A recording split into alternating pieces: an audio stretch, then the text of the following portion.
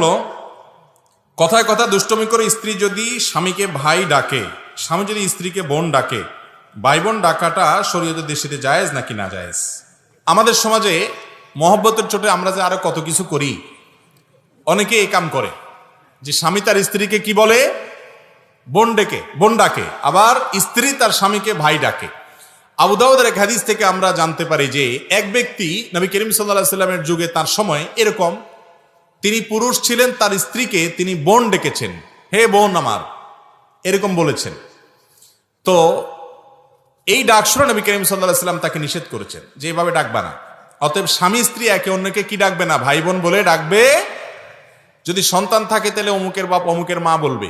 কথার কথা ছেলের নাম আব্দুল্লাহ, তাহলে স্বামী তার স্ত্রীকে বলবে আব্দুল্লাহর মা, আর স্ত্রীও তার স্বামীকে বলবে কার বাপ, আব্দুল্লাহর বাপ। এটা হলো শ্রদ্ধা দেখানোর সবচেয়ে উত্তম এবং সাহাবীদের সুন্নাহ এটা। আর অন্য কোনো উপায়ে তো ডাকতে পারে না। আমাদের দেশে আপনার সাধারণত গ্রাম দেশে দেখা যায় এখনো মা চাচিদের মধ্যে এই প্রচলন আছে যে মুরব্বীদেরকে স্বামীদেরকে ডাকার সময় কি বলে, ওগো ওয়া, চিটাঙ্গে বলে ওয়া, ওগো বা অমুক বা শুনছেননি, মানে কিছু একটা ইঙ্গিত দিয়া বলে।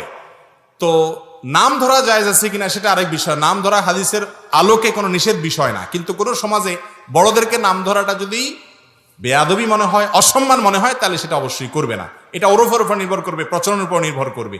কিন্তু খোলাসা কথা হলো স্বামী স্ত্রী একে অন্যকে ভাই বা বোন বলে ডাকবে না, ডাকা উচিত না।